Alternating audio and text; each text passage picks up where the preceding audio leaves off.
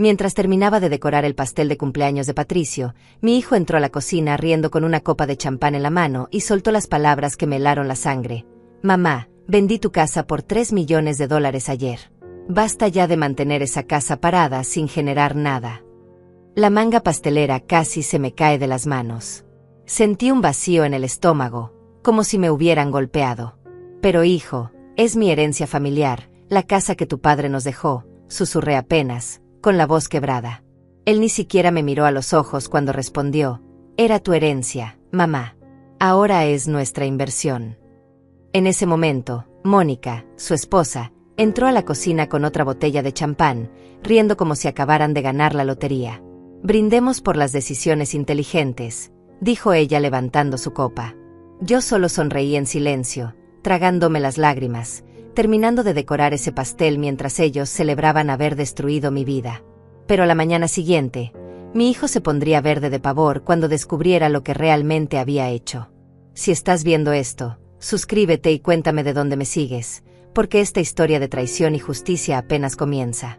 Me llamo Ángela, tengo 64 años, y esa noche del cumpleaños de Patricio fue el momento en que comprendí que había criado a un extraño. Déjame contarte cómo llegué hasta aquí, porque para entender la magnitud de esta traición, necesitas conocer todo lo que sacrifiqué por ese hijo. Hace 15 años, cuando mi esposo Sabino murió repentinamente de un infarto fulminante, mi mundo se derrumbó por completo. Patricio tenía apenas 20 años, estaba en segundo año de la carrera de Derecho, y de pronto yo me convertí en viuda, en el único sostén de la familia, en la única que quedaba para mantener vivo el legado de Sabino. Mi esposo había sido un arquitecto brillante y respetado, un hombre que diseñó algunos de los edificios más emblemáticos de nuestra ciudad. Pero más allá de su talento profesional, Sabino era un hombre de familia, alguien que valoraba las raíces, la historia, el significado profundo de las cosas que construimos y dejamos atrás. La casa que Patricio vendió sin mi consentimiento no era simplemente una propiedad. Era una construcción del siglo XIX ubicada en pleno centro histórico, una joya arquitectónica que había pertenecido a la familia de Sabino durante 4 generaciones. Cada habitación de esa casa guardaba recuerdos: la sala donde Sabino me pidió matrimonio, el estudio donde pasaba noches enteras dibujando planos, el jardín donde vimos dar sus primeros pasos a Patricio, la cocina donde preparamos miles de comidas juntos como familia. Esas paredes no eran ladrillos y cemento, era nuestra historia, eran pedazos de nuestras almas cristalizados en el tiempo. Sabino me hizo prometer antes de morir que nunca vendería esa casa, que la mantendría para Patricio, para que él entendiera el valor de las raíces, de la memoria familiar, de lo que significa pertenecer a algo más grande que uno mismo. Y yo cumplí esa promesa con cada fibra de mi ser. Después del funeral de Sabino, cuando los ahorros comenzaron a agotarse, cuando las cuentas se acumulaban y el dinero del seguro apenas alcanzaba para cubrir los gastos básicos, muchas personas me dijeron que vendiera la casa, que era demasiado grande para una viuda y un estudiante universitario, que podía comprar algo más pequeño y vivir tranquila con lo que sobrara. Pero yo me negué rotundamente. En lugar de vender, trabajé como nunca antes en mi vida. Saqué mi vieja máquina de coser del ático, esa Singer antigua que había sido de mi madre, y comencé a tomar encargos de costura. Al principio fueron arreglos simples, dobladillos de pantalones, cierres de vestidos, pequeñas reparaciones que me daban apenas para sobrevivir. Pero poco a poco, con esfuerzo y dedicación, logré conseguir mejores clientes. Empecé a hacer vestidos completos para quinceañeras, trajes de novia, disfraces para obras de teatro escolares. Había noches en que cosía hasta las 3 de la madrugada, con los dedos hinchados y la vista cansada, pero nunca me quejé, nunca le dije a Patricio lo difícil que era mantenerlo en la universidad mientras intentaba conservar la casa de su padre. Patricio siempre fue un niño mimado, lo reconozco.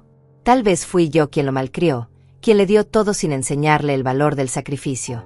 Cuando estaba en la universidad, sus compañeros salían de fiesta con ropa de marca, con teléfonos de última generación, y Patricio llegaba a casa quejándose de que él no tenía las mismas cosas.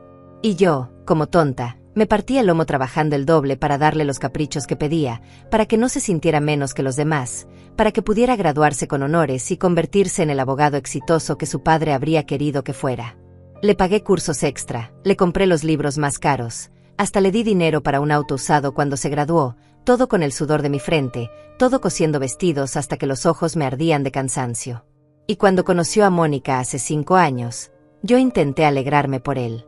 Intenté ver más allá de esa mujer que desde el primer momento me miró con desprecio, que hacía comentarios hirientes sobre mi ropa sencilla, sobre mi forma de hablar, sobre mi trabajo de costurera como si fuera algo vergonzoso. Mónica venía de una familia de dinero, su padre tenía negocios de importación y ella había crecido acostumbrada a los lujos, a las marcas caras, a los restaurantes elegantes. Desde el principio vi que ella no encajaba con nuestros valores familiares, que su interés por Patricio tenía más que ver con la ambición que con el amor verdadero. Pero mi hijo estaba cegado, fascinado por esa mujer que le prometía un estilo de vida que yo nunca pude darle, y se casaron en una boda ostentosa que me dejó endeudada durante 2 años. Después de la boda, las cosas cambiaron drásticamente. Patricio comenzó a visitarme menos, siempre con excusas sobre el trabajo, sobre compromisos sociales, sobre viajes que hacía con Mónica a lugares exóticos que yo solo conocía por fotografías.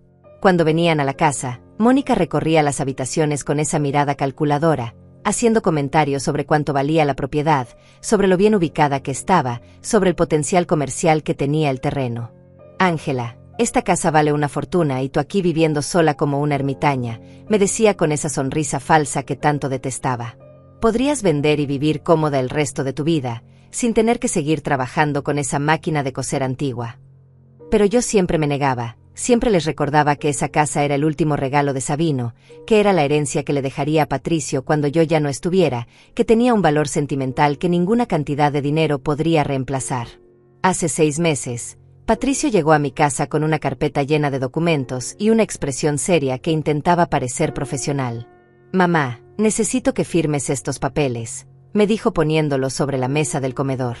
«Son documentos legales para proteger la casa, para asegurar que cuando tú faltes, todo esté en orden y yo pueda heredar sin problemas con el gobierno». Yo, confiada, creyendo que mi hijo abogado solo quería cuidar de mí y del patrimonio familiar, firmé sin leer demasiado. Él me explicó que era un poder notarial limitado, que solo serviría para trámites administrativos menores, para pagar impuestos en mi nombre si yo estaba enferma, cosas simples. Nunca imaginé que ese papel sería el cuchillo que él usaría para apuñalarme por la espalda. Nunca sospeché que mi propio hijo, el niño que amamanté, que crié con todo mi amor, sería capaz de usar mi confianza para robarme lo único que me quedaba de su padre. Así que esa noche del cumpleaños, cuando Patricio anunció casualmente que había vendido mi casa, yo sentí que el mundo se detenía. Terminé de decorar ese pastel con manos temblorosas, coloqué las velitas, forcé una sonrisa mientras todos cantaban el cumpleaños feliz. Mónica no dejaba de hablar sobre los planes que tenían para el dinero, sobre inversiones en bienes raíces, sobre un departamento nuevo que querían comprar en una zona exclusiva, sobre unas vacaciones en Europa que llevaban años soñando. Y Patricio asentía con cada palabra, mirándome de vez en cuando con una expresión que intentaba ser tranquilizadora, pero que solo me provocaba náuseas.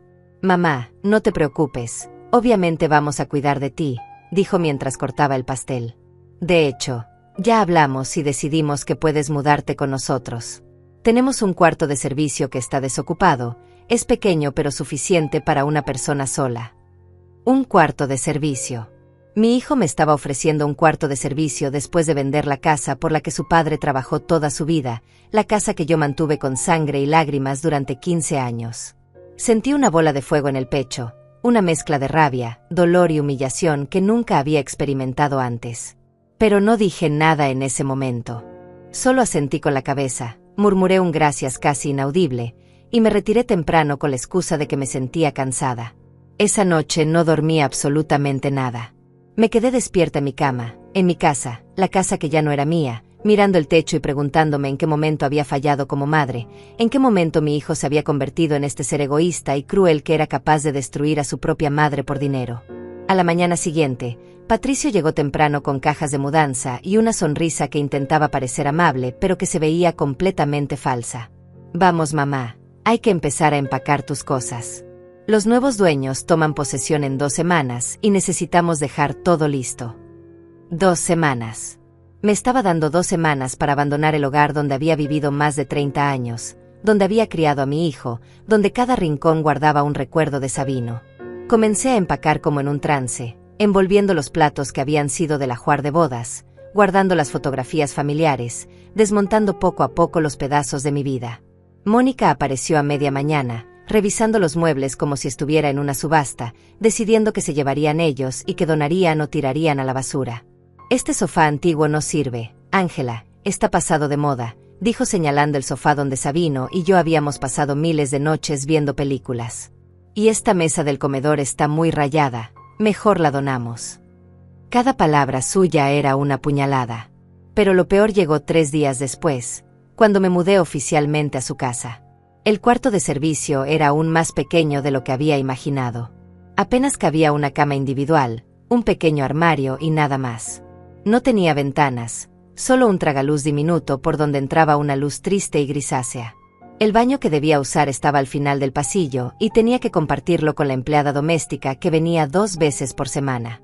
Mónica me recibió con una lista de reglas. No podía usar la cocina después de las 9 de la noche, no podía invitar visitas sin permiso previo, debía mantener la puerta de mi cuarto cerrada cuando ellos tuvieran invitados para que nadie me viera, y lo más humillante de todo, me sugirió que contribuyera con los gastos de la casa haciendo las comidas y limpiando, ya que ellos me estaban dando techo y comida gratis. Me sentí como una sirvienta en la casa de mi propio hijo. Cada mañana me levantaba temprano para preparar el desayuno, limpiaba la cocina, lavaba su ropa, planchaba las camisas de Patricio mientras ellos dormían hasta tarde o salían a sus compromisos sociales. En las noches, cuando finalmente podía encerrarme en ese cuarto diminuto, lloraba en silencio para que no me escucharan. Me preguntaba dónde estaba el dinero de la venta de mi casa, por qué no había visto ni un solo centavo, por qué mi hijo no me había dado al menos una parte para que yo pudiera rentar un departamento pequeño y mantener mi dignidad. Pero cada vez que intentaba sacar el tema, Patricio me cortaba con excusas sobre inversiones a largo plazo, sobre confiarle el dinero a él que era abogado y sabía de finanzas, sobre cómo yo no entendía cómo funcionaba el mundo moderno. Una tarde, después de 2 semanas viviendo en esas condiciones infrahumanas, decidí buscar los documentos de la venta. Necesitaba entender qué había pasado exactamente, cómo era posible que mi casa se hubiera vendido sin que yo estuviera presente en ninguna parte del proceso. Esperé a que Patricio y Mónica salieran a cenar con unos amigos y entré sigilosamente a su estudio. Busqué entre sus archivadores hasta que encontré una carpeta marcada como Propiedad Mamá. Dentro había copias de escrituras, del poder notarial que yo había firmado meses atrás, y documentos de la transacción de venta. Mis manos temblaban mientras leía. La casa se había vendido por $3 millones a una empresa llamada Inversiones Patrimonio del Futuro. El comprador era una entidad corporativa, no una persona física. Y lo más impactante, la fecha de la venta era exactamente una semana antes del cumpleaños de Patricio, lo que significaba que él había estado planeando sorprenderme con esta noticia, que había calculado el momento exacto para destrozarme. Fotografié todos los documentos con mi celular, con las manos temblorosas y el corazón latiendo tan fuerte que pensé que me estallaría el pecho. Volví a colocar todo exactamente como lo había encontrado y regresé a mi cuarto prisión. Esa noche, mientras yacía en esa cama incómoda mirando el tragaluz sucio, algo cambió dentro de mí. La tristeza comenzó a transformarse en algo diferente, algo más poderoso. Era rabia, pero también era determinación. No podía seguir siendo la víctima pasiva, la madre tonta que acepta cualquier humillación con tal de mantener la paz familiar. Sabino no me habría querido así, derrotada y sometida. Él siempre me decía que yo era más fuerte de lo que creía, que tenía una fortaleza interior que solo se activaba en los momentos más oscuros. Al día siguiente, mientras Patricio y Mónica desayunaban en el comedor hablando sobre sus planes de inversión, yo preparaba café en la cocina sintiendo como la rabia hervía dentro de mí. Decidí que necesitaba más información antes de actuar. No podía enfrentarlo sin entender completamente qué había pasado, sin tener todas las piezas del rompecabezas. Así que esa tarde, mientras ellos salían al gimnasio, volví al estudio de Patricio y busqué con más detenimiento. Encontré extractos bancarios, correos electrónicos impresos, más documentos legales. Y entonces vi algo que me heló la sangre. En uno de los correos, Patricio le escribía a Mónica diciendo: ya convencí a mamá de firmar el poder. Ahora solo es cuestión de tiempo para cerrar la venta y finalmente tener el capital que necesitamos para nuestros proyectos. Había sido premeditado desde el principio. Mi hijo no había actuado por impulso, había planeado robarme durante meses, quizás años. Esa noche no pude contenerme más. Cuando Patricio llegó del trabajo, lo esperé en la sala. Necesitamos hablar sobre el dinero de la casa, le dije con voz firme, una voz que ni yo misma reconocía. Él suspiró como si yo fuera una niña molesta, haciéndole preguntas tontas. Mamá, ya te expliqué que el dinero está invertido. No puedes simplemente sacarlo así como así, estas cosas toman tiempo. Mónica apareció desde la cocina con una copa de vino en la mano y esa sonrisa condescendiente que tanto odiaba. Ángela, tú no entiendes de finanzas. Patricio estudió Derecho, tiene contactos, sabe cómo hacer crecer el dinero. Si te diéramos efectivo ahora, ¿qué harías con él? Probablemente lo gastarías en tonterías y en 6 meses estarías en la calle. Sus palabras me golpearon como bofetadas. Tonterías, repetí lentamente. ¿Querer tener un techo propio es una tontería? ¿Querer dignidad es una tontería? Patricio se levantó molesto. Ya basta, mamá, estás siendo malagradecida. Te dimos un lugar donde vivir, comida, todo. ¿Y así nos pagas? Con reclamos y desconfianza. Esa noche, encerrada en mi cuarto prisión, tomé una decisión. Recordé que Sabino tenía un amigo muy cercano, un abogado llamado Orlando con quien había trabajado en varios proyectos arquitectónicos. Orlando había venido al funeral de Sabino, me había dado su tarjeta y me había dicho que si alguna vez necesitaba ayuda legal, no dudara en llamarlo. Busqué entre mis cosas hasta encontrar esa vieja tarjeta arrugada. Eran casi las 11 de la noche, pero marqué el número de todas formas. Para mi sorpresa, Orlando contestó. ¿Ángela? Dios mío, hace años que no sé de ti. ¿Estás bien? Su voz sonaba genuinamente preocupada. Y entonces, por primera vez en semanas, me permití derrumbarme. Le conté todo, la firma del poder notarial, la venta sorpresa, el cuarto de servicio, las humillaciones, el dinero que nunca vi. Orlando escuchó en silencio y cuando terminé, su voz sonó grave y seria. Ángela, necesito que vengas a mi oficina mañana mismo. Trae todos los documentos que puedas, fotografías, todo. Esto no suena legal en absoluto. A la mañana siguiente, le dije a Patricio que iba al médico para un chequeo de rutina. Tomé un taxi hasta la oficina de Orlando, llevando mi celular lleno de fotografías de los documentos que había encontrado. Orlando era un hombre de casi 70 años, canoso, con ojos amables pero astutos. Me recibió con un abrazo paternal que me hizo llorar de nuevo. Sabino era como mi hermano, me dijo mientras me servía un té. Si él estuviera vivo y supiera lo que te está haciendo tu hijo, estaría destruido. Revisó todas las fotografías en su computadora, tomando notas, frunciendo el ceño cada vez más. Después de casi una hora de silencio, levantó la vista y me miró con una mezcla de preocupación y algo que parecía esperanza. Ángela, hay varios problemas legales muy serios aquí. Primero, el poder notarial que firmaste era para trámites administrativos menores, no te autorizaba a Patricio para vender propiedades.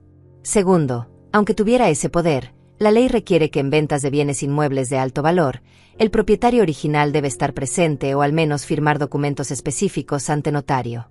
Y tercero, y esto es lo más importante, necesito investigar algo sobre esa casa.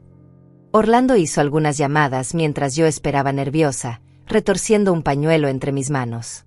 Habló con el registro de la propiedad, con algunos contactos en el municipio, con personas cuyas conversaciones yo no podía entender completamente. Finalmente colgó y me miró con una expresión que no podía descifrar. Ángela, ¿Sabino alguna vez te habló sobre la clasificación histórica de tu casa? Negué con la cabeza, confundida.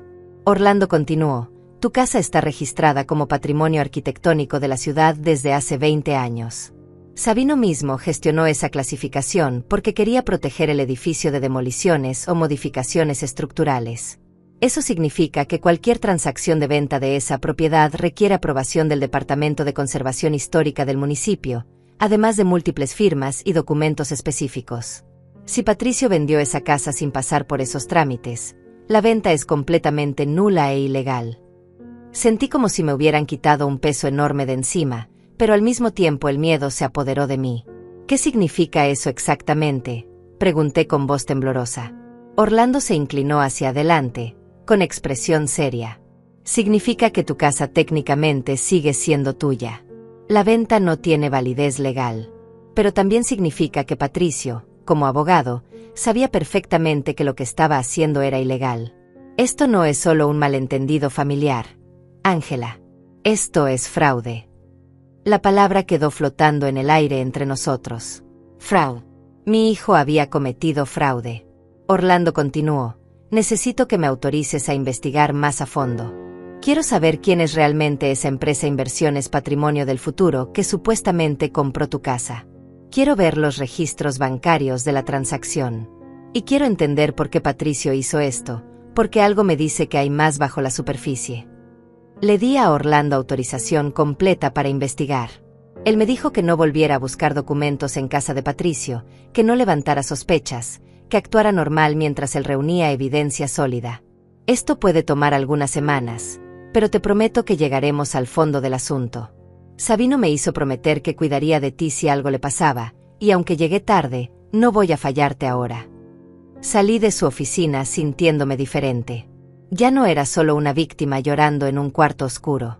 Ahora tenía un aliado, tenía información, tenía esperanza. Pero también tenía miedo, porque sabía que cuando la verdad saliera a la luz, mi relación con Patricio quedaría destruida para siempre. ¿Estaba lista para eso?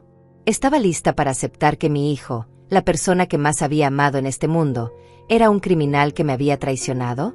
Volví a la casa de Patricio y actué como si nada hubiera pasado. Preparé la cena, limpié la cocina, me retiré temprano a mi cuarto. Pero esa noche, por primera vez en semanas, logré dormir algunas horas. Porque ahora sabía algo que Patricio y Mónica no sabían. La verdad estaba a punto de salir a la luz, y cuando eso pasara, ellos serían los que estarían aterrorizados, no yo. Durante las siguientes 2 semanas, viví una doble vida. Por fuera, seguía siendo la madre sumisa y obediente que limpiaba, cocinaba y aceptaba las humillaciones de Mónica sin protestar. Por dentro, era una mujer en misión, esperando pacientemente mientras Orlando investigaba y reunía evidencia. Cada día que pasaba, cada comentario despectivo de mi nuera, cada mirada indiferente de mi hijo, alimentaban ese fuego que crecía dentro de mí. Ya no lloraba por las noches. En lugar de eso, repasaba mentalmente todos los momentos en que había sido demasiado ingenua, demasiado confiada, demasiado ciega para ver quién era realmente mi hijo. Mónica había empezado a tratarme peor ahora que sabía que yo no tenía absolutamente nada, que dependía completamente de ellos. Ángela, el baño está sucio, ¿podrías limpiarlo antes de que lleguen nuestros invitados? Me ordenaba como si yo fuera su empleada. Y por favor, quédate en tu cuarto cuando estén aquí. No queremos que piensen que tenemos a una anciana viviendo con nosotros. Anciana. Tenía 64 años y me llamaba anciana como si fuera un mueble viejo y estorboso. Una tarde, mientras planchaba las camisas de Patricio, escuché a Mónica hablando por teléfono en el jardín. Dejé la plancha y me acerqué silenciosamente a la ventana para escuchar. Sí, finalmente nos deshicimos de esa casa vieja. 3 millones. Nada mal. Patricio es un genio. Logró convencer a su madre de firmar todo sin que sospechara nada. Hizo una pausa, escuchando a quien estuviera del otro lado. ¿Qué si ella sabe algo? Por favor, es una vieja tonta que apenas sabe usar el celular. Además, ya firmó los papeles, legalmente no puede hacer nada. Y aunque quisiera, no tiene dinero para contratar un abogado. Se rió con esa risa cruel que tanto detestaba. Lo mejor de todo es que los compradores son unos idiotas también. Pagaron 3 millones por una propiedad que nosotros vamos a revender en 6 meses por 5. Patricio creó una empresa fantasma, compró la casa a nombre de esa empresa usando el poder notarial de su madre, y ahora solo esperamos el tiempo prudente para hacer la reventa real. Es el negocio perfecto. Sentí que las piernas me temblaban. No solo me habían robado mi casa, sino que habían planeado un fraude elaborado para ganar aún más dinero. Y lo peor, Mónica acababa de confirmar que la empresa compradora era de ellos mismos. Inmediatamente llamé a Orlando desde mi cuarto, susurrando para que no me escucharan. Le conté lo que había oído. Escuché cómo tecleaba rápidamente en su computadora al otro lado de la línea. Ángela, esto es exactamente lo que sospechaba. He estado investigando Inversiones Patrimonio del Futuro y descubrí que fue registrada hace apenas 8 meses. ¿Y adivina quiénes son los accionistas principales? Patricio y Mónica. Compraron tu casa a sí mismos usando tu poder notarial, pagándose 3 millones de dólares que probablemente sacaron de un préstamo bancario usando la misma casa como garantía. Es un esquema de fraude perfecto. Ellos se quedan con tu propiedad, obtienen un préstamo millonario contra ella, y planean revenderla para pagar el préstamo y embolsarse la ganancia. Y tú quedas sin nada. La rabia que sentí en ese momento fue tan intensa que tuve que sentarme en la cama para no caerme. ¿Y qué podemos hacer?, pregunté con voz ahogada. Orlando respiró profundo. Tengo buenas y malas noticias. Las buenas: tengo suficiente evidencia para demostrar que la transacción fue fraudulenta y que Patricio abusó de su poder notarial. Las malas: si denunciamos esto a las autoridades, Patricio podría enfrentar cargos criminales serios, incluyendo fraude, falsificación de documentos y abuso de confianza. Podría ir a prisión, perder su licencia de abogado permanentemente. Ángela, necesito que entiendas las consecuencias de lo que estamos a punto de hacer. Tu hijo no solo perderá todo, sino que su vida profesional y personal quedará destruida. Me quedé en silencio durante largos segundos. Parte de mí, esa parte que todavía era madre, que recordaba al niño dulce que alguna vez fue Patricio, quería retroceder, perdonar, encontrar una solución que no destruyera a mi hijo. Pero entonces recordé sus palabras en la fiesta de cumpleaños. Era tu herencia, ahora es nuestra inversión. Recordé el cuarto de servicio donde me habían encerrado. Recordé cada humillación, cada comentario despectivo, cada momento en que me trataron como basura. Y recordé algo más importante. Recordé a Sabino, su trabajo, su legado, todo lo que él había construido con amor para nuestra familia y que Patricio había pisoteado sin ningún remordimiento por dinero. Hazlo, le dije a Orlando con voz firme. Quiero que se haga justicia.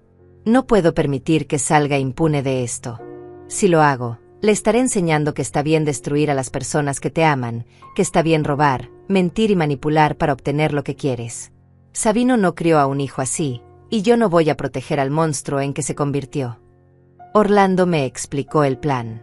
Primero, presentaríamos una demanda civil para anular la venta y recuperar la propiedad. Simultáneamente, entregaríamos toda la evidencia de fraude a las autoridades correspondientes. Pero antes de hacer todo eso público, Orlando quería darle una oportunidad a Patricio de confesar y devolver todo voluntariamente. Si él acepta anular la transacción, devolverte la casa y compensarte por los daños, podríamos evitar los cargos criminales. Pero si se niega, si sigue mintiendo y manipulando, entonces no habrá marcha atrás. Acepté el plan. Orlando redactó una carta legal detallada explicando todas las irregularidades de la transacción y dándole a Patricio 72 horas para responder antes de proceder con las acciones legales. La carta sería entregada por un notario para que quedara constancia oficial. 3 días después, un viernes por la tarde, el notario llegó a la casa de Patricio. Yo estaba en la cocina preparando la cena cuando escuché el timbre. Mónica abrió la puerta y momentos después escuché gritos. Patricio había llegado del trabajo justo en ese momento y había recibido la carta en persona. ¿Qué demonios es esto?, rugió entrando a la casa con el sobre en la mano. Su cara estaba roja de furia. Mónica leyó por encima de su hombro y palideció completamente. Yo salí de la cocina secándome las manos en el delantal, con el corazón latiendo como tambor pero manteniendo una expresión serena. Patricio me miró con ojos llenos de rabia e incredulidad. ¿Tú hiciste esto? ¿Contrataste un abogado? ¿De dónde sacaste el dinero si no tienes nada? Su voz era venenosa, llena de desprecio. Me acerqué lentamente, mirándolo directamente a los ojos. Tu padre tenía amigos leales, algo que tú claramente no entiendes. Orlando está haciendo esto sin cobrarme porque respetaba a Sabino y porque sabe que lo que me hiciste es un crimen. Mónica intervino histérica. Esto es ridículo, Ángela. Tú firmaste los papeles voluntariamente. No puedes arrepentirte ahora solo porque te diste cuenta de que no sabes manejar tu vida. Sonreí fríamente, una sonrisa que la sorprendió a ambos. Firmé papeles para trámites administrativos, no para que vendieran mi casa. Y definitivamente no autoricé que crearan una empresa fantasma para comprar mi propiedad a sí mismos y revenderla por 5 millones. Sí, Mónica. Escuché tu conversación telefónica hace 2 semanas. Sé todo. El silencio que siguió fue ensordecedor. Patricio y Mónica se miraron entre sí, el pánico evidente en sus rostros. Finalmente, Patricio intentó recuperar el control. Mamá, esto es un malentendido. Podemos arreglarlo, podemos sentarnos a hablar civilizadamente. Negué con la cabeza. Tienen 72 horas para anular la transacción y devolverme mi casa. Si no lo hacen, Orlando procederá con la demanda civil y entregará toda la evidencia de fraude a las autoridades. La decisión es suya. La expresión de Patricio cambió de rabia a algo que nunca había visto en él, miedo puro. Se dejó caer en el sofá, con la carta todavía temblando en sus manos. Mónica comenzó a caminar de un lado a otro como animal enjaulado, murmurando cosas ininteligibles. «Esto no puede estar pasando, esto no puede estar pasando», repetía una y otra vez. Yo permanecí de pie, observándolos desmoronarse, sintiendo una extraña mezcla de satisfacción y dolor. Después de todo, este era mi hijo, el bebé que había cargado en brazos, el niño que había protegido de todo mal. Y ahora estaba viendo cómo se daba cuenta de que sus acciones tenían consecuencias. Patricio finalmente levantó la vista hacia mí, y por un momento pensé que iba a disculparse, que iba a reconocer lo que había hecho. Pero en lugar de eso, su rostro se endureció. «Tú no vas a hacer esto, mamá. No te atreverías a destruir a tu propio hijo». Su voz sonaba amenazante, pero yo podía detectar el terror debajo de esa fachada. «Ya no sé quién es mi hijo», respondí con calma. «El hijo que yo crié nunca me habría robado la casa de su padre.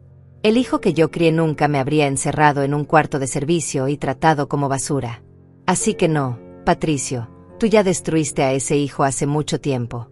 Yo solo estoy haciendo justicia». Mónica explotó entonces, mostrando su verdadera naturaleza. «Justicia. ¿Quieres hablar de justicia? Esa casa no significa nada para ti. Solo es una propiedad vieja y polvorienta llena de recuerdos patéticos. Nosotros la íbamos a usar para construir algo real, algo valioso. Pero no, la vieja sentimental tenía que aferrarse a sus tontas memorias». Cada palabra que salía de su boca era como veneno, pero ya no me dolían. Ya había llorado todas las lágrimas que tenía. Ahora solo sentía una claridad fría y determinada. «Esa casa representa 4 generaciones de la familia de mi esposo», dije lentamente, pronunciando cada palabra con precisión. «Representa el trabajo de toda su vida. Representa las promesas que nos hicimos. Y ustedes la iban a vender como si fuera un simple objeto en una subasta, solo para llenar sus bolsillos con dinero manchado de fraude. Así que sí, Mónica, voy a recuperar esa casa, y ustedes van a pagar por lo que hicieron». Las siguientes 72 horas fueron las más tensas de mi vida. Patricio intentó todos los trucos que conocía. Primero vino la manipulación emocional. «Mamá, soy tu único hijo. ¿Cómo puedes hacerme esto? Papá estaría decepcionado de ti». Luego vinieron las amenazas veladas. «Si sigues adelante con esto, nunca volverás a verme, te quedarás completamente sola». Después intentó la negociación. «Te devolveré la mitad del dinero, podemos llegar a un acuerdo». Pero yo permanecí firme en cada intento. Orlando me había aconsejado que no hablara con ellos sin su presencia, pero yo quería que Patricio viera mi determinación, quería que supiera que la madre débil y manipulable había desaparecido para siempre. Mónica, por su parte, oscilaba entre ataques de histeria y largos silencios llenos de resentimiento. La escuché varias veces hablando por teléfono con su padre, pidiéndole dinero prestado, buscando abogados, tratando de encontrar alguna salida a la trampa en la que ellos mismos se habían metido. El segundo día del ultimátum, algo inesperado sucedió. Recibí una llamada de un número desconocido. Era un hombre que se identificó como el representante legal de los verdaderos compradores interesados en mi casa, aquellos a quienes Patricio y Mónica planeaban revenderla. «Señora Ángela, hemos sido informados de que existe una disputa legal sobre la propiedad que mi cliente está interesado en adquirir. Necesitamos aclarar esta situación inmediatamente porque ya hicimos un depósito de $500,000 como garantía a inversiones patrimonio del futuro». Mi corazón se aceleró. Patricio y Mónica ya habían recibido dinero de terceros. Esto complicaba todo aún más. Le expliqué al representante que la venta original había sido fraudulenta, que existía una investigación legal en curso. Hubo un silencio pesado del otro lado de la línea. «Entiendo. Esto es muy grave. Mi cliente va a querer recuperar su dinero inmediatamente y probablemente presente cargos adicionales por estafa». Después de colgar, llamé inmediatamente a Orlando para contarle. Él silbó por lo bajo. «Esto es peor de lo que pensaba. Ahora no solo están en problemas contigo, sino también con compradores externos que ya pusieron dinero. Patricio está en un problema legal monumental. Esa noche, Patricio llegó a casa completamente descompuesto. Tenía ojeras profundas, su traje estaba arrugado, y olía a alcohol. Se dejó caer en el sofá de la sala donde yo estaba sentada tejiendo, una actividad que había retomado para mantener mis manos ocupadas y mi mente tranquila. «Mamá, necesito hablar contigo», dijo con voz ronca. Mónica no estaba. Aparentemente había ido a casa de sus padres a pedir ayuda. Dejé mi tejido a un lado y lo miré en silencio, esperando. Los compradores me están demandando. Quieren sus $500,000 de vuelta más daños y perjuicios. Mi reputación está destruida. 3 clientes ya cancelaron sus contratos conmigo. El colegio de abogados está abriendo una investigación ética. Mi vida se está desmoronando. Hizo una pausa, pasándose las manos por el cabello. Y lo peor es que tienes razón. Hice todo esto, lo planeé, manipulé tu confianza, te traté como basura. Y no fue solo por el dinero, mamá. Fue porque me sentí con derecho.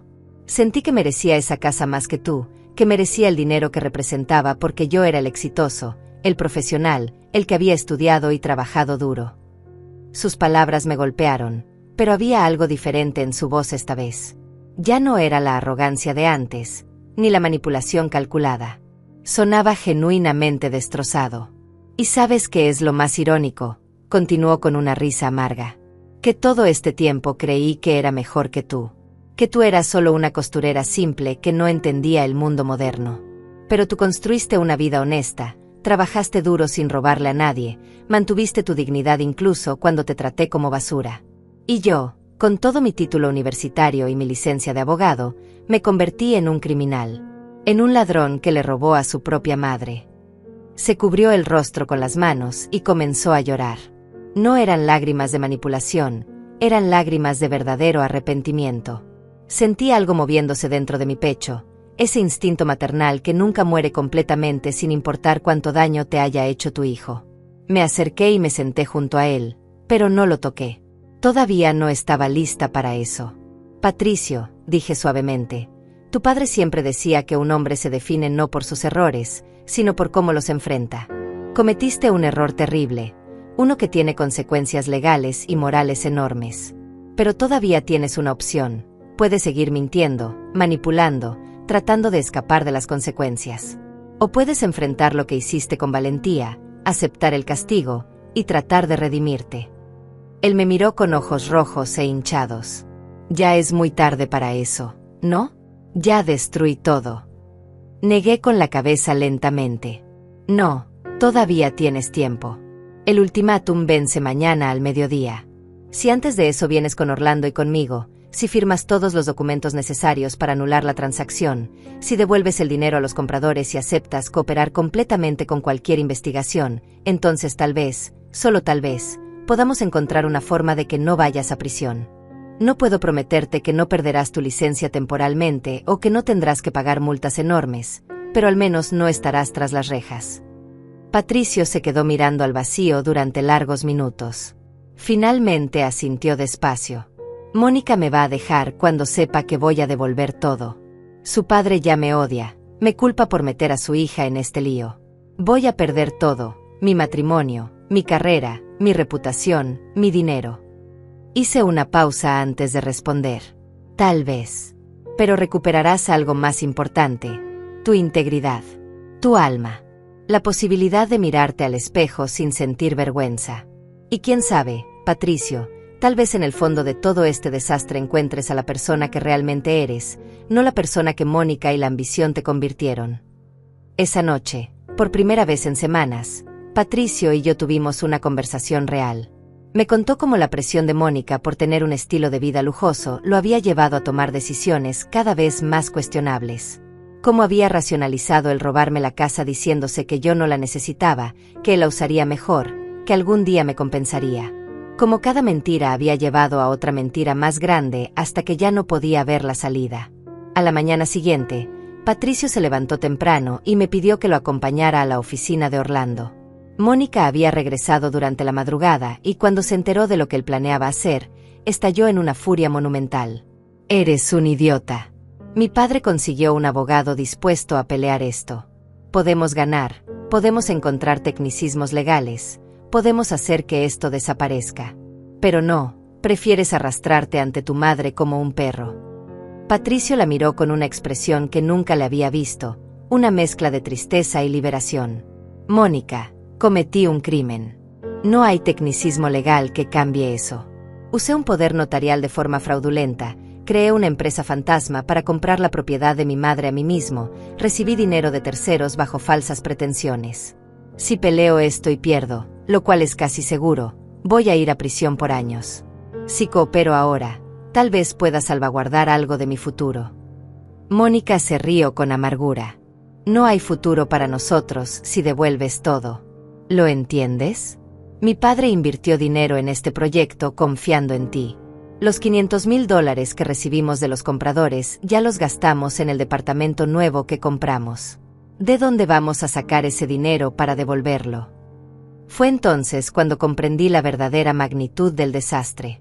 No solo habían planeado robarme y estafar a compradores externos, sino que ya habían gastado dinero que no era suyo en más propiedades. Van a tener que vender ese departamento, dije con voz firme. Van a tener que liquidar todo lo que compraron con dinero obtenido ilegalmente. Y van a tener que hacerlo rápido, porque cada día que pasa, esto se pone peor. Mónica me miró con un odio tan puro que casi pude sentirlo físicamente. Esto es culpa tuya. Todo esto es culpa tuya y tu estúpido apego sentimental a una casa vieja. Si hubieras sido razonable desde el principio, si hubieras aceptado el dinero que te ofrecimos y te hubieras quedado callada, nada de esto estaría pasando. Sus palabras ya no me herían. De hecho, me confirmaban que había tomado la decisión correcta. Esta mujer nunca había sentido remordimiento, solo lamentaba haber sido descubierta. Vámonos, Patricio, dije ignorando completamente a Mónica. Orlando nos está esperando. El camino a la oficina de Orlando fue silencioso. Patricio conducía con las manos apretadas al volante, la mandíbula tensa. Yo miraba por la ventana, viendo pasar la ciudad donde había vivido toda mi vida, pensando en Sabino, preguntándome qué habría hecho él en mi lugar. Sabino era un hombre justo pero compasivo. Habría estado furioso con Patricio, sí, pero también habría querido darle una oportunidad de redención. Y eso era exactamente lo que yo estaba haciendo. Cuando llegamos a la oficina, Orlando ya tenía todos los documentos preparados. Había otro abogado presente, un especialista en derecho penal que Orlando había traído para asesorar sobre las implicaciones criminales de todo esto. Durante las siguientes 3 horas, revisamos cada detalle de lo que había sucedido. Patricio confesó todo, cómo había falsificado mi firma en algunos documentos adicionales, cómo había sobornado a un empleado del registro de la propiedad para acelerar trámites que normalmente tomaban meses, cómo había mentido a los compradores externos sobre la situación legal de la casa. Cada confesión era una puñalada, pero también era necesaria. El abogado penalista fue muy claro sobre las opciones. Si cooperas completamente, si devuelves todo, si te declaras culpable y aceptas las consecuencias, podríamos negociar una sentencia reducida, probablemente libertad condicional sin tiempo en prisión, pero definitivamente perderás tu licencia de abogado por un periodo de entre 3 a 5 años. También tendrás que pagar multas sustanciales y compensación a todas las partes afectadas. Si intentas pelear esto y pierdes, estarás mirando entre 5 a 10 años de prisión por fraude, falsificación y abuso de confianza. Patricio palideció pero asintió. Entiendo. Quiero cooperar completamente. Orlando entonces sacó el primer conjunto de documentos. Muy bien. Primero, vamos a anular la transacción de venta. La casa volverá completamente al nombre de tu madre. Segundo, vas a disolver inversiones patrimonio del futuro y transferir cualquier activo que tenga de vuelta a las cuentas correspondientes. Tercero, vas a contactar a los compradores externos y negociar la devolución de su depósito más compensación por daños. Cuarto, vas a presentarte voluntariamente ante el Colegio de Abogados y la Fiscalía para confesar todo. Cada punto era como un clavo en el ataúd de la carrera de Patricio, pero él firmó cada documento sin protestar. Cuando todo estuvo firmado y notariado, Orlando se reclinó en su silla y me miró. Ángela, la casa es tuya nuevamente. Legalmente, es como si la venta nunca hubiera ocurrido. Pero tengo que advertirte algo importante. Fruncí el ceño. preocupada. ¿Qué pasa? Orlando sacó otra carpeta. Mientras investigaba todo esto, descubrí algo que Sabino había hecho, pero que aparentemente nunca te contó. ¿Recuerdas que te dije que la casa estaba clasificada como patrimonio histórico? Asentí. Bueno, hay más. Sabino no solo gestionó esa clasificación, sino que también estableció un fideicomiso especial con el gobierno municipal. La casa tiene protección permanente contra demolición o venta comercial, y a cambio, recibes un subsidio anual del Departamento de Conservación Histórica para su mantenimiento. Me quedé mirándolo sin comprender. ¿Un subsidio? ¿De cuánto estamos hablando? Orlando sonrió por primera vez en toda la mañana. Aproximadamente $50,000 al año, ajustados por inflación. Sabino lo estableció poco antes de morir, pero por alguna razón nunca activó el primer desembolso. Probablemente planeaba contarte, pero murió antes de poder hacerlo. Sentí que las lágrimas comenzaban a rodar por mis mejillas. $50,000 al año. Sabino había asegurado que yo pudiera mantener la casa sin importar qué pasara, que nunca me viera forzada a venderla por necesidad económica. Incluso desde la tumba, mi esposo seguía cuidándome. Hay más, continuó Orlando. Como la casa estuvo involucrada en una transacción fraudulenta, el municipio está obligado a hacer una auditoría completa de su valor y condición. Cuando hicieron esa auditoría la semana pasada, descubrieron que la casa no vale 3 millones como Patricio declaró. Vale casi 6 millones debido a su ubicación privilegiada, su estado de conservación excepcional y su importancia arquitectónica.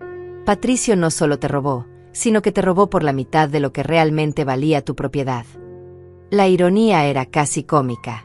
En su ambición por robarme, Patricio ni siquiera había hecho una valoración adecuada de lo que estaba robando.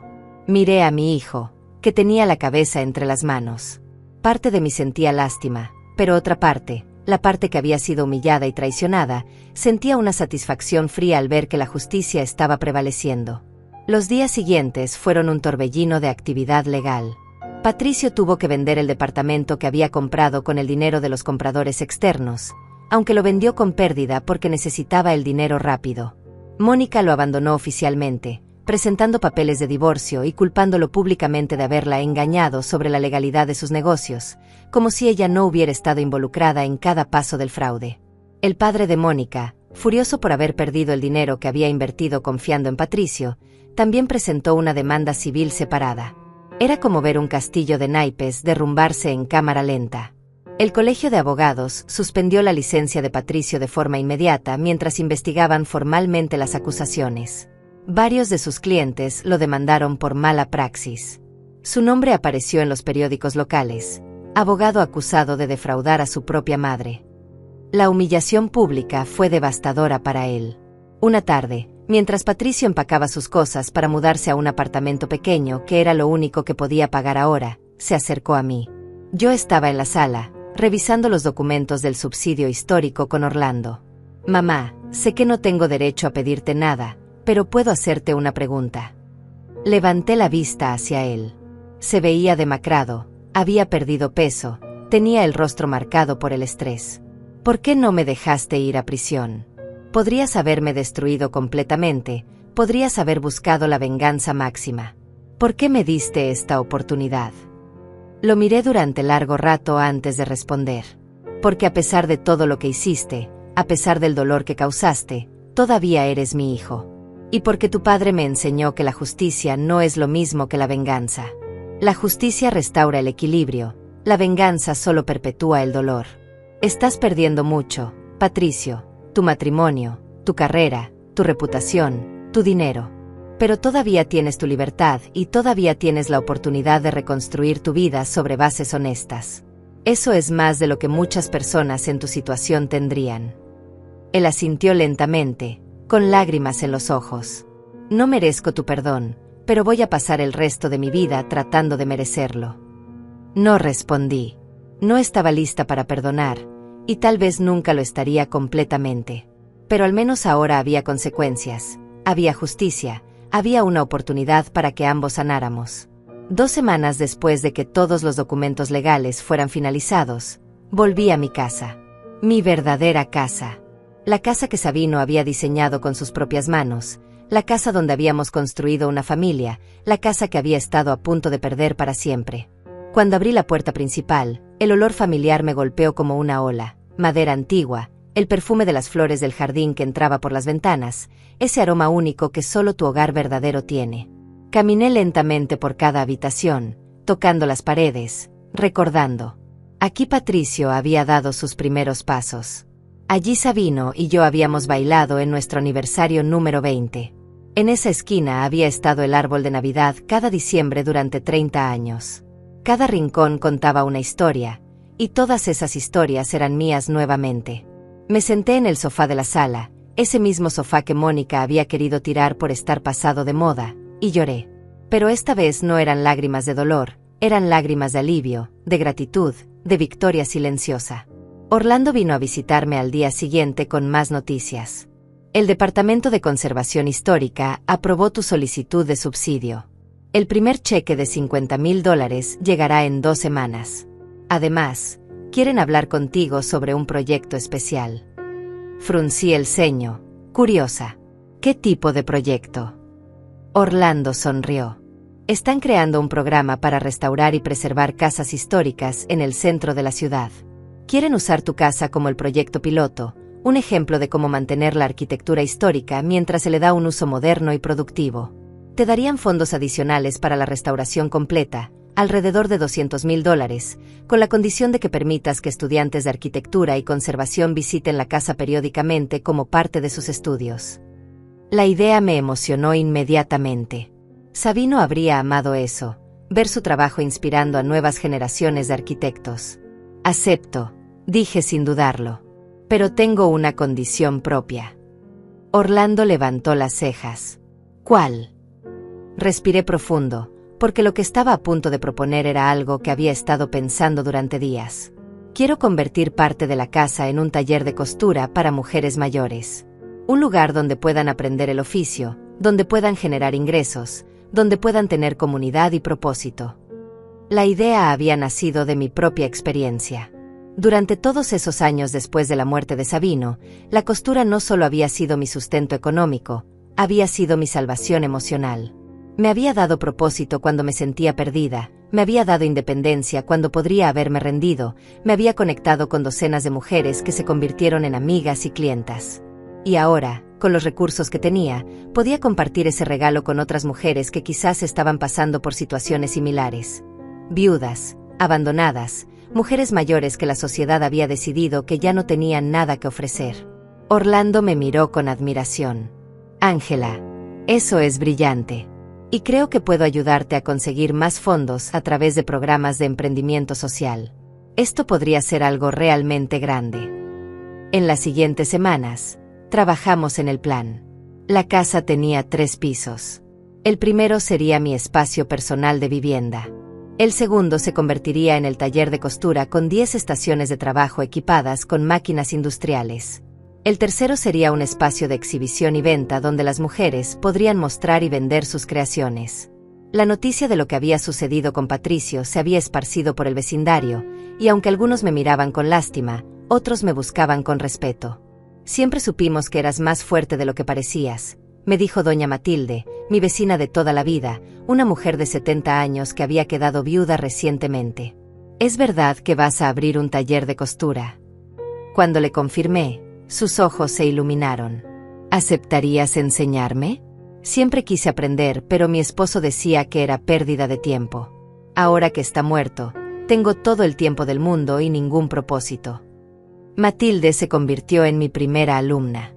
Luego vinieron otras. Miriam, una mujer de 68 años que había sido abandonada por su familia, Eduarda, de 72, cuya pensión apenas la alcanzaba para sobrevivir. Mientras la casa estaba siendo restaurada, yo ya estaba trabajando con ellas en mi sala, enseñándoles los fundamentos de la costura, compartiendo no solo técnicas sino también historias, creando una hermandad de mujeres que se negaban a ser invisibles. Durante este tiempo, Patricio intentó contactarme varias veces. Me enviaba mensajes pidiéndome perdón, llamadas que yo no contestaba, cartas escritas a mano donde detallaba su arrepentimiento. Orlando me aconsejó mantener la distancia hasta que el proceso legal estuviera completamente cerrado. La fiscalía había decidido no presentar cargos criminales formales gracias a la cooperación completa de Patricio y a que había restituido todo el dinero a las partes afectadas, pero la investigación del Colegio de Abogados todavía estaba en curso. Finalmente, 3 meses después del desastre inicial, el colegio emitió su veredicto. Patricio perdería su licencia por 5 años, pagaría una multa de $100,000 y tendría que completar cursos de ética legal antes de poder solicitar la reinstalación. Era un castigo severo, pero justo. Patricio aceptó el veredicto sin apelar. Había conseguido trabajo como consultor legal en una empresa pequeña, un trabajo que no requería licencia activa, pero que le permitía usar su conocimiento. Ganaba una fracción de lo que solía ganar, vivía en un apartamento modesto, había perdido todo el estatus y el lujo que tanto había valorado. Un día, 6 meses después de que todo comenzara, recibí una llamada suya. Esta vez decidí contestar. «Hola mamá», dijo su voz, sonando cansada pero más genuina que en años. «Sé que no quieres verme y lo entiendo. Solo quería que supieras que terminé de pagar la última multa hoy. Ya no te debo nada legalmente. Pero emocionalmente, moralmente, te debo todo. He estado yendo a terapia, tratando de entender cómo me convertí en la persona que fui. Y quiero que sepas que aunque perdí todo lo material, gané algo más importante. Me encontré a mí mismo de nuevo, o tal vez por primera vez». Escuché en silencio, sintiendo emociones contradictorias. «Patricio», dije finalmente, «me alegra que estés en terapia, que estés tratando de mejorar. Pero necesito que entiendas algo. El perdón no es algo que puedo darte solo porque lo pidas. Es algo que se gana con acciones consistentes durante mucho tiempo. Has dado el primer paso, pero es solo eso, el primero de muchos». Hubo un silencio largo. «Lo sé. Y no te estoy pidiendo que me perdones ahora. Solo quiero que sepas que voy a seguir intentando ser mejor, no para recuperar lo que perdí, sino porque es lo correcto». Colgamos poco después. No sé si algún día podré perdonarlo completamente, si algún día nuestra relación podrá sanar.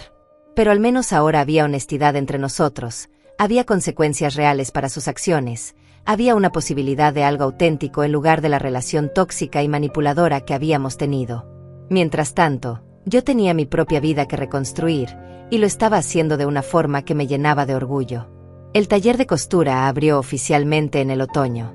La ceremonia de inauguración fue pequeña pero significativa. Vinieron representantes del municipio, estudiantes de arquitectura que estudiarían la casa, y sobre todo, vinieron las 10 mujeres que se habían inscrito en el primer grupo del taller.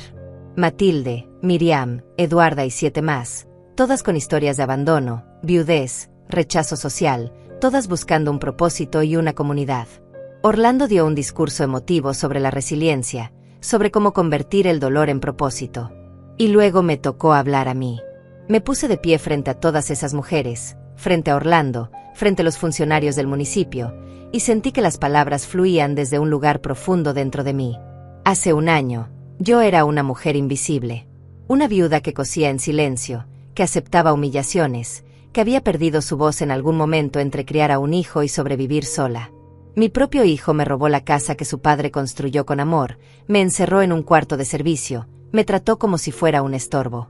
Y durante semanas, yo acepté ese trato porque había olvidado algo fundamental. Había olvidado mi propio valor. Hice una pausa, mirando los rostros atentos de las mujeres frente a mí. Esta casa no es solo ladrillos y vigas de madera. Es un símbolo de resistencia, de memoria, de negarse a desaparecer. Y este taller tampoco es solo un lugar para coser. Es un espacio donde mujeres como nosotras, mujeres que la sociedad ha decidido que ya no importan, podemos demostrar que todavía tenemos mucho que ofrecer, que nuestras manos todavía pueden crear belleza, que nuestras historias merecen ser contadas. Vi lágrimas en los ojos de varias mujeres. Así que bienvenidas a este espacio. Aquí no somos invisibles. Aquí nuestro trabajo tiene valor. Aquí nuestras voces importan. Los primeros meses del taller fueron mágicos. Ver a estas mujeres florecer, ver cómo sus dedos temblorosos al principio se volvían seguros y hábiles con la práctica, ver cómo sus rostros se iluminaban cuando completaban su primera prenda, era más gratificante que cualquier cosa que hubiera experimentado antes.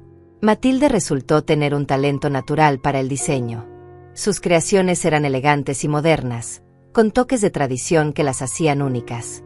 Miriam se especializó en ropa para bebés, pequeños vestidos y mamelucos decorados con bordados delicados que se vendían en minutos cuando los poníamos en exhibición.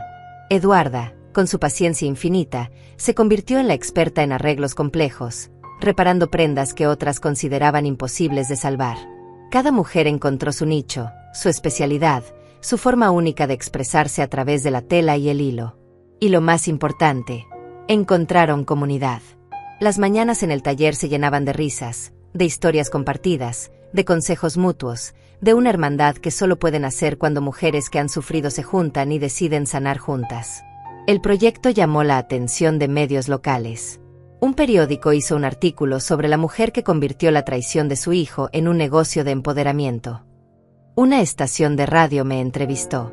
Un canal de televisión vino a filmar el taller en acción. Con cada aparición mediática, llegaban más solicitudes de mujeres queriendo unirse, más pedidos de personas queriendo comprar nuestras creaciones, más oportunidades de expansión. Orlando me ayudó a establecer el taller como una cooperativa legal, donde cada mujer era socia y recibía una participación justa de las ganancias según su trabajo. No era caridad, era dignidad. Era trabajo real con compensación real. Al final del primer año, cada mujer estaba ganando entre $800 y $1,200 al mes, dinero que para muchas de ellas significaba la diferencia entre la supervivencia y la dignidad, entre la dependencia y la autonomía. Matilde pudo mudarse de la casa de su hijo, donde la trataban como niñera gratuita, a su propio pequeño apartamento. Miriam pagó sus deudas médicas.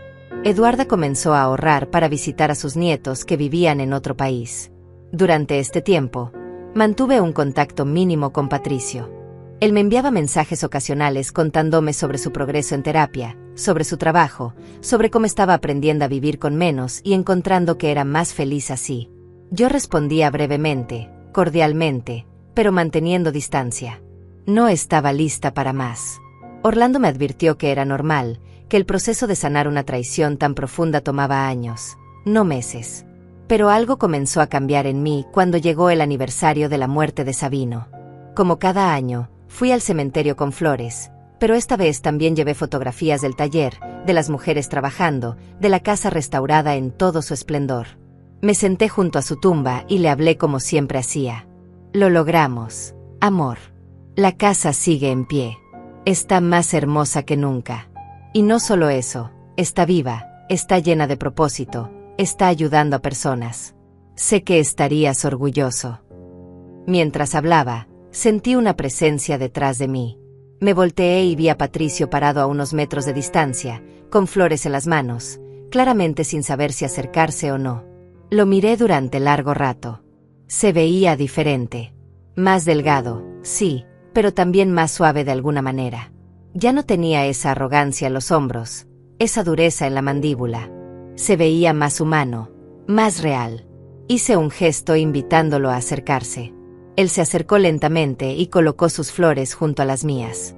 Nos quedamos allí en silencio durante varios minutos, ambos mirando la lápida de Sabino. Finalmente, Patricio habló con voz ronca. Vengo aquí cada semana ahora. Le hablo, le pido perdón, le cuento lo que estoy haciendo para ser mejor. No sé si me escucha, pero necesito hacerlo. Me sorprendió escuchar eso. Cada semana. Él asintió. Es parte de mi terapia. Mi terapeuta dice que necesito reconectar con las personas que lastimé, incluso si ya no están vivas. Papá era un buen hombre. Mamá. Era honesto, trabajador, dedicado. Y yo traicioné todo lo que él representaba. Traicioné su legado, traicioné su confianza, traicioné a la mujer que él amaba. Las lágrimas comenzaron a rodar por sus mejillas. Cada día me despierto avergonzado de lo que hice. Pero también cada día intento ser un poco mejor que el día anterior. Lo observé llorar, y por primera vez en un año, sentí que mi corazón comenzaba a ablandarse, solo un poco. Patricio, mírame, dije suavemente. Él levantó la vista, con los ojos rojos. No puedo decirte que te perdono completamente, porque sería mentira. Todavía hay días en que recuerdo ese cuarto de servicio, esas humillaciones, esa traición, y siento rabia. Pero también puedo ver que estás cambiando, que estás tratando genuinamente de ser mejor. Y eso significa algo. Él asintió, limpiándose las lágrimas con el dorso de la mano. No espero tu perdón, mamá. Solo espero que algún día puedas mirarme sin sentir dolor. Respiré profundo. Tal vez algún día. Pero por ahora, te ofrezco algo diferente. Te ofrezco la posibilidad de conocernos nuevamente, de construir una relación basada en honestidad en lugar de manipulación. No sé cómo se verá esa relación, pero estoy dispuesta a intentarlo si tú también lo estás. Vi esperanza iluminarse en sus ojos. Lo estoy. Completamente. Le dije entonces que viniera al taller la siguiente semana, que quería mostrarle lo que había construido con los pedazos rotos que él había dejado. Cuando Patricio visitó el taller, se quedó en silencio durante largo rato, caminando por las estaciones de trabajo, observando a las mujeres coser, viendo las prendas terminadas en exhibición, leyendo los testimonios que habíamos colgado en las paredes, historias de cada mujer sobre cómo el taller había cambiado sus vidas. Finalmente se volvió hacia mí con lágrimas en los ojos. Mamá, esto es increíble. Convertiste algo horrible en algo hermoso. Yo destruí, y tú creaste. Lo miré directamente. Sí, Patricio. Porque esa es la diferencia entre nosotros. Tuviste la casa de tu padre como dinero, como una inversión, como algo para explotar. Yo la vi como lo que realmente era, una oportunidad de honrar su memoria creando algo que ayudara a otros. Y esa es la lección que necesitas aprender. El verdadero valor de las cosas no está en cuánto dinero pueden generar, está en cuánto bien pueden hacer. Él asintió lentamente, absorbiendo mis palabras. ¿Crees que algún día podré redimirme? Sonreí tristemente. La redención no es un destino, Patricio. Es un camino. Y lo recorres cada día con tus acciones, con tus decisiones, con cómo tratas a las personas. Has empezado a caminar por ese sendero. Sigue caminando. 2 años después de aquella noche terrible del cumpleaños, mi vida había cambiado completamente. El taller de costura ya no era solo un proyecto pequeño, se había convertido en una cooperativa próspera con 20 mujeres trabajando regularmente y una lista de espera de otras 30 que querían unirse. Habíamos comenzado a recibir pedidos de boutiques elegantes que querían piezas únicas hechas a mano, de organizadoras de bodas que buscaban vestidos personalizados, de teatros que necesitaban vestuarios elaborados. El espacio de exhibición en el tercer piso de la casa se había convertido en una galería visitada cada fin de semana por clientes que apreciaban el trabajo artesanal de calidad.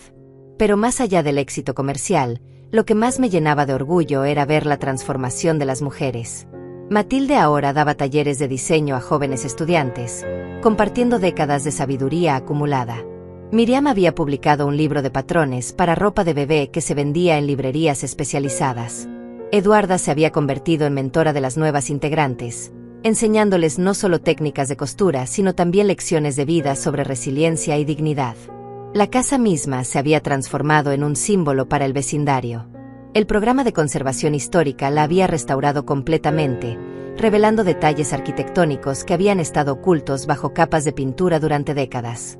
Los vitrales originales del siglo XIX brillaban nuevamente con sus colores originales. Los pisos de madera habían sido pulidos hasta revelar su belleza natural. El jardín que Sabino había diseñado había sido replantado siguiendo sus bocetos originales que encontramos en el ático. Estudiantes de arquitectura venían regularmente a estudiar la estructura, a aprender sobre técnicas de construcción antiguas, a entender cómo los edificios pueden ser preservados y al mismo tiempo servir propósitos modernos. Yo daba tours personales, contándoles no solo sobre la arquitectura sino sobre la historia familiar, sobre Sabino y su visión, sobre cómo un lugar puede contener generaciones de amor y memoria. Algunos estudiantes me decían que mi historia los había inspirado a dedicarse a la conservación en lugar de solo a la construcción nueva. Eso me llenaba de un orgullo que no puedo describir con palabras. Mi relación con Patricio había evolucionado lentamente, con pasos pequeños y cautelosos. Después de aquella primera visita al taller, comenzamos a vernos una vez al mes para tomar café. Conversaciones breves, a veces incómodas, pero siempre honestas. Él me contaba sobre su trabajo, sobre las clases de ética que estaba tomando, sobre cómo estaba aprendiendo a vivir con menos lujo y descubriendo que era más feliz así.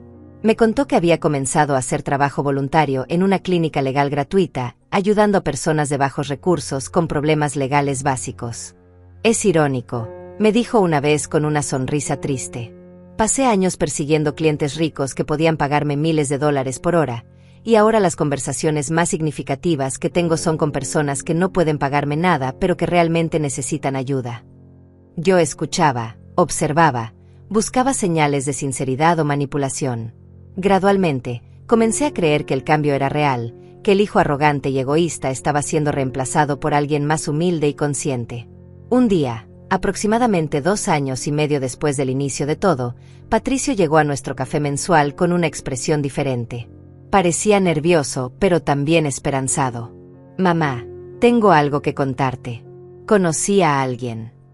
Levanté las cejas sorprendida. Desde el divorcio con Mónica, no había mencionado ninguna relación. Se llama Renato, es trabajador social en un centro comunitario. Lo conocí cuando empecé a hacer voluntariado. Es completamente diferente a Mónica, no le importa el dinero ni el estatus ni nada de eso. De hecho, cuando le conté toda mi historia, sobre lo que te hice, sobre cómo perdí todo, él me dijo que se alegraba porque eso significaba que yo había tenido la oportunidad de convertirme en una mejor persona. Sonreí levemente. Me gustaría conocerlo algún día. La expresión de Patricio se iluminó. ¿En serio? Mamá, eso significaría el mundo para mí. Nos vimos las dos parejas unas semanas después, y Renato resultó ser exactamente lo que Patricio necesitaba. Alguien genuino, compasivo pero directo, que lo desafiaba a ser mejor sin juzgarlo por su pasado. El tercer aniversario de la muerte de Sabino fue diferente a todos los anteriores. Esta vez, Patricio y yo fuimos juntos al cementerio, y llevamos con nosotros a Renato y a Orlando. Los 4 nos paramos frente a la tumba, y por turnos compartimos historias sobre Sabino, sobre su legado, sobre cómo su influencia seguía viva en formas que nunca habría imaginado. Orlando contó sobre proyectos arquitectónicos que Sabino había inspirado. Renato, aunque nunca lo conoció, habló sobre cómo las historias que Patricio compartía sobre su padre lo habían ayudado a entender qué tipo de hombre quería ser. Patricio habló con voz quebrada sobre el perdón, sobre segundas oportunidades, sobre aprender las lecciones más importantes demasiado tarde, pero aún así aprenderlas. Y yo hablé sobre transformación, sobre cómo el dolor puede convertirse en propósito, sobre cómo los finales pueden ser comienzos disfrazados. Cuando terminamos, me sentí más ligera de lo que había estado en años. El peso del resentimiento que había cargado durante tanto tiempo comenzaba finalmente a disolverse.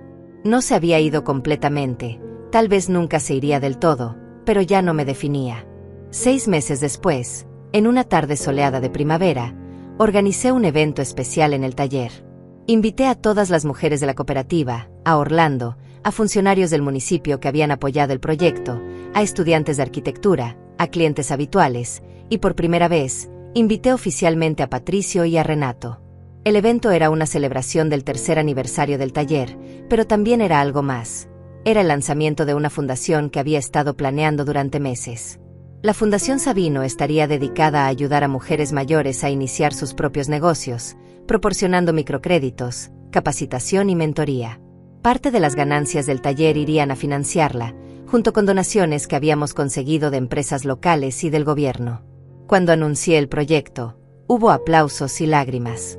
Matilde se puso de pie y dio un testimonio emotivo sobre cómo el taller le había salvado la vida, literalmente, porque antes de unirse había estado considerando el suicidio debido a la soledad y la sensación de inutilidad. Ángela no solo nos enseñó a coser, dijo con voz firme. Nos enseñó que todavía importamos, que todavía tenemos valor, que nuestras vidas no terminan solo porque envejecemos o nos quedamos solas. Después del evento, cuando todos habían ido excepto Patricio, Renato y Orlando, nos sentamos en el jardín de la casa tomando té. El sol se estaba poniendo, pintando el cielo de tonos naranjas y rosas. Mamá, dijo Patricio suavemente, tengo algo que pedirte, y entenderé completamente si dices que no. Lo miré expectante. Dentro de 6 meses termina mi suspensión del colegio de abogados. Puedo solicitar la reinstalación de mi licencia. Como parte del proceso, necesito cartas de recomendación de personas que puedan dar fe de mi rehabilitación y carácter. Sé que es mucho pedir después de todo lo que pasó, pero ¿considerarías escribir una carta en mi favor? El silencio que siguió fue largo. Miré a mi hijo, realmente lo miré, quizás por primera vez en años sin el filtro del dolor y la traición. Vi a un hombre que había caído muy bajo, pero que había luchado para levantarse. Vi a alguien que había perdido todo y había usado esa pérdida para encontrarse a sí mismo. Vi arrepentimiento genuino, crecimiento real, humildad que no era fingida. Sí, dije finalmente. Escribiré esa carta. Pero no porque seas mi hijo, sino porque te la has ganado con tus acciones durante estos 3 años. Esa noche, después de que todos se fueron, me quedé sola en la sala de mi casa, la casa que había estado a punto de perder, la casa que ahora era tanto un hogar como un espacio de sanación para docenas de mujeres.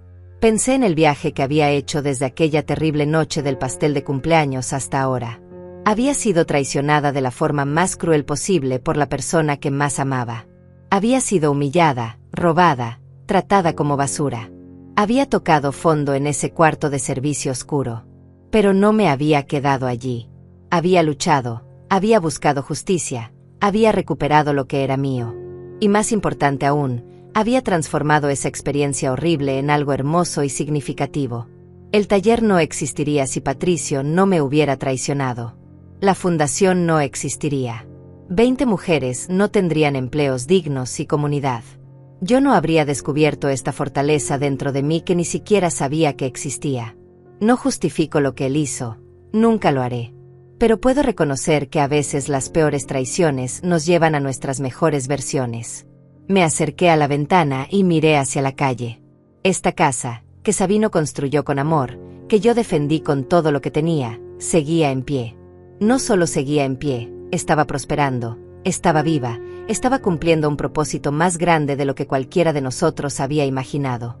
Y yo también seguía en pie. Ya no era la mujer invisible que cosía en silencio aceptando humillaciones. Era Ángela, de 67 años, fundadora de una cooperativa exitosa, defensora de mujeres mayores, guardiana de un patrimonio histórico, y sí, madre de un hijo que había cometido un error terrible pero que estaba intentando redimirse. Mi historia no terminó cuando mi hijo me traicionó. En realidad, esa fue solo la mitad. La segunda mitad, la más importante, fue lo que hice después. Y tú, quien estás escuchando esta historia, si alguna vez has vivido una traición, una injusticia, un momento en que sentiste que todo estaba perdido, quiero que sepas esto. El final no lo escribe quien te lastima, lo escribes tú con lo que haces después. Cuéntame en los comentarios, ¿has vivido alguna vez una situación similar? ¿Cómo la superaste? Tu historia también merece ser contada.